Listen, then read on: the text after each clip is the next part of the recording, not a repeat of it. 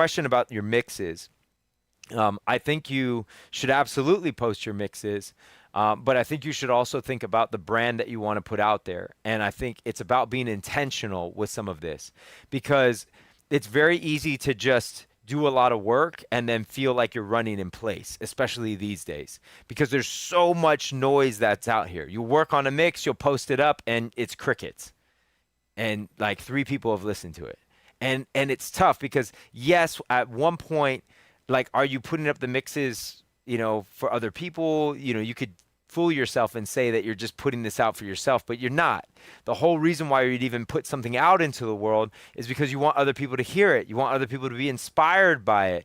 You want them to be positively affected by what it is that you have to share. And so, when you work on this and you've spent hours on this mix and now you post it and there's 3 plays on it, that is discouraging. It's hard. It's hard to then be like, all right, let's do it again.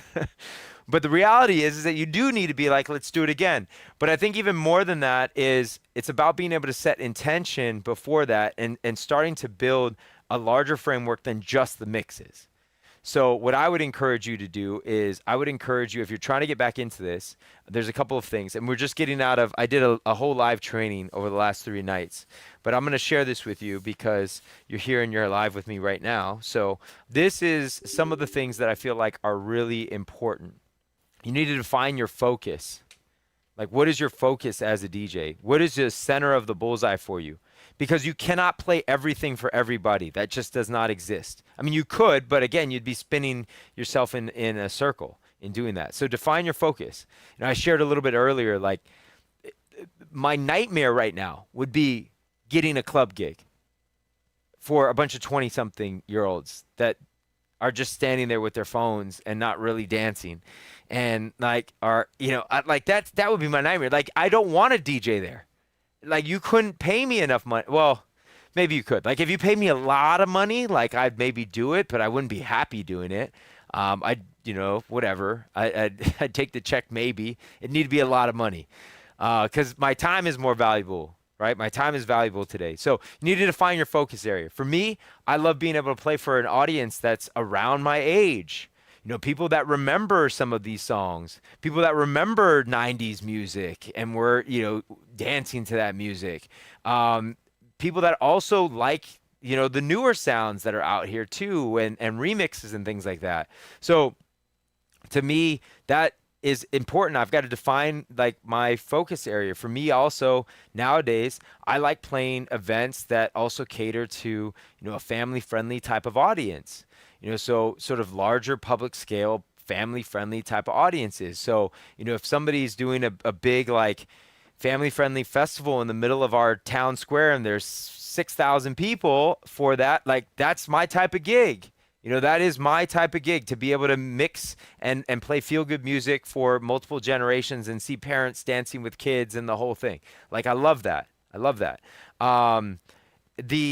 The focus area is incredibly important. That's sort of our number one thing. But the second thing is we've got to build a brand. So we need to build, like, we also need to build the brand elements. We need to have like a logo. We need photos. We need, some type of music sample, which you're talking about with mixes, a bio. I believe you should have a website as well. This should not just be like a social media thing. And then really we also need to get out. We need to get out into spaces that match the focus area. Right? So if you do want to be a club DJ, you need to get out in the clubs. If you want to be in the bar scene, you need to go into the bar scene. Like, you got to be out there. You got to be meeting some of those people. If you're trying to do private events, corporate events, things like that, you need to get around those people. You need to start sharing that's what your focus is with your audience, even with your network, because people will hook you up. Like, it's the people. Like, this is all about relationships. You start sharing, hey, this is what I'm excited about. This is what I'm trying to do. And you're going to have friends of yours who are going to be like, oh, well, I need to connect you with this person. Like, that's what's going to happen. But you got to put yourself out there. And so this is also what I mean by getting out, is you got to put yourself out there. And then when you talk about getting out there, it's also about building momentum. So, obviously doing gigs, creating a mix series. So when you talked about the mix, what I would say is more mixes is better than longer mixes. More shorter mixes would be better. But you also are creating mixes that aren't just like practice 007 and put that up on SoundCloud. no artwork, just the little default music symbol. That's not going to do anything. It's not going to attract anybody to what it is that you want to do. Make artwork for it. Make a title for it. Make it a piece of work. Give it a theme. Have that theme be focused around what your focus area is, and then put that out and do that with consistency. And you start to do that, and now you're going to start to build momentum. Make it a goal to do this for the next 6 months. Once a month, you're going to post a mix, but not just post a mix. Then you got to go and share it with the actual people that you have in real life. So when you run into people on the street and they say, "Hey, how's it going? What have you been up to?" You need to say, "Oh man, I've been trying to get back into DJing.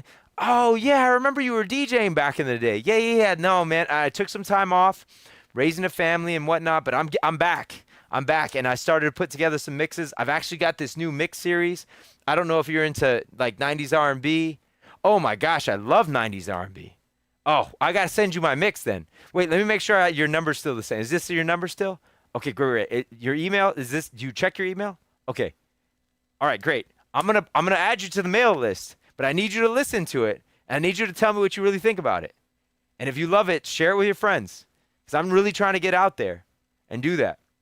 You know, you need to be out there promoting that, but it's hard to promote something that there's no motion on, there's no momentum on. It's hard to promote that. So by having a mix series that you're pouring into, now you have something regular that's happening that's going to be on your heart to share because you put that out there, right? So hopefully that helps. It's like a bigger thing. It's not simply just like, yeah, keep doing mixes. Because if you keep doing mixes, you're going to burn out on it. Like, I know people who give advice to people. Like, this is some of the worst advice you could give to somebody who's trying to get better at DJing. You just need to practice more. Nobody wants to hear that. Like, that's not good advice. You just need to practice more. This is a horrible advice. And some of you are giving yourself that advice. I just need to practice more. No, you don't. You need focus. That doesn't, it's like trying to get more fit and saying, I just need to spend more time in the gym. Like, yeah, that's probably not completely false, but if you just go to the gym and spend 3 hours there, that's not necessarily going to do anything. Like, if you've got focus, if you're on a part of a plan, if you're working with a trainer, if you've got some idea of what you're trying to achieve, then that's going to be useful. But it won't be useful if you're just going to the gym for 3 hours. There's people that go to the gym for 3 hours to check their Instagram, literally, and sit on a treadmill or sit on a bike, on a stationary bike, just checking their, scrolling TikTok, watching YouTube or whatever. Like, that's better than doing nothing, but it's probably not going to get you to your goal in a timely manner, and you're probably just going to get bored of doing that after a while. And it's the same is true of DJing. If literally all you did was like, all right, I got to open up Serato again. Like, let me dust off my controller. Okay. What should I do today? Okay. I guess I'll just mix some songs. You know, like, how long can that be exciting? Not long. After a while, it's like, what is the purpose of this? Where is this going? What am I achieving with this? Right. So, yeah, if you're interested, by the way, if you're interested in any of this and you're interested in growing, you know, I'm obviously here on YouTube, but we have a program. We have several different programs over at the DJ Coach. Go and check out thedjcoach.com. Hit me up if you want. I'd be happy to talk to you directly, help give you some advice, maybe some direction based on where you're currently at. I'm just Hapa, H-A-P-A, at thedjcoach.com. My whole mission is to be able to help growth-minded DJs level up. Like, that's my whole mission. And so if that's you and you're a growth-minded DJ, you're somebody that wants to figure out how you get to the next level, hit me up. And like, that's why I'm here. That's what gets me up in the morning.